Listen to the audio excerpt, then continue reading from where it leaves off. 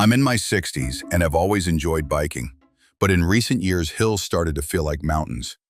I didn't want to give up riding, especially since it's one of the few things that really clears my mind and gets me moving. After doing some research, I ended up choosing the Specialized Turbo Vado SL 5.0. I picked it mainly because it's a lot lighter than most electric bikes, and I wanted something that still felt like a regular bike, not a motorcycle with pedals. First impressions. Right out of the box, the bike felt solid, but not heavy. I could actually lift it onto my car's bike rack without help, which is a big deal for me. I live in a condo, and carrying it up a few steps wasn't a struggle. The brushed aluminum finish looked really clean, and the frame didn't scream electric bike, which I liked.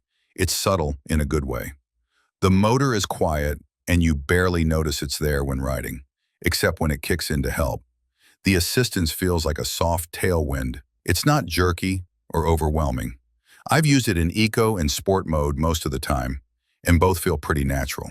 It just makes riding more enjoyable, especially when you're tired or facing a long hill. Daily riding experience. I usually go for 20 to 30 mile rides, mostly on back roads and paved trails, sometimes with mild gravel. The bike handles well. It feels stable and smooth, especially when shifting gears. I had to get used to how light it feels compared to other e-bikes I've tried, but now I appreciate how nimble it is.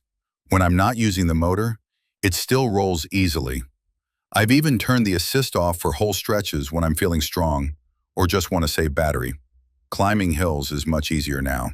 There are a couple of steep ones on my usual route that I used to avoid, but with the assist, I don't think twice. That said, I wouldn't say it powers you up the hill like some more powerful e-bikes might.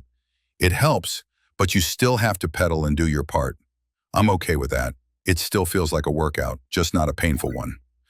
What I've added or changed. The seat that came with it wasn't the most comfortable for long rides, so I swapped it out for a cushier one. I also added a suspension seat post, which made a big difference on rougher paths.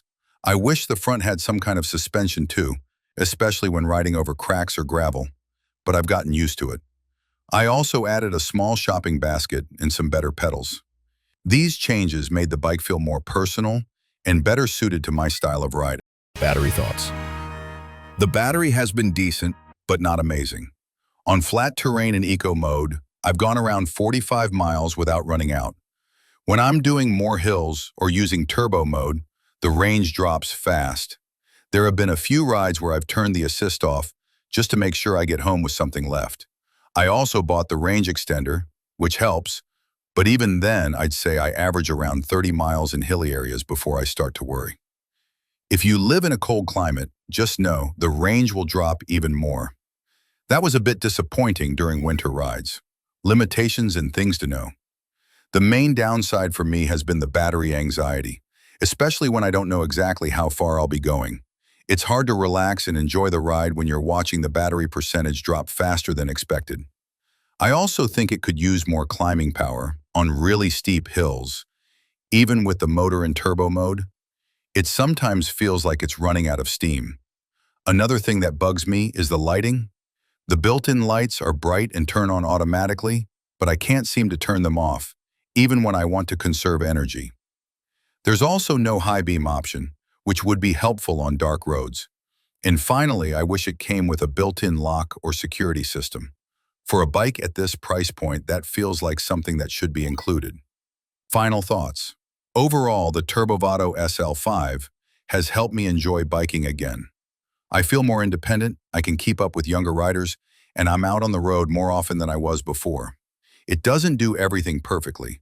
Battery range and hill power could be better, but it hits a sweet spot for someone like me who still wants to pedal and feel like I'm riding a real bike. If you're an older rider or just someone looking for a lighter e-bike that feels natural and smooth, this one is worth a try.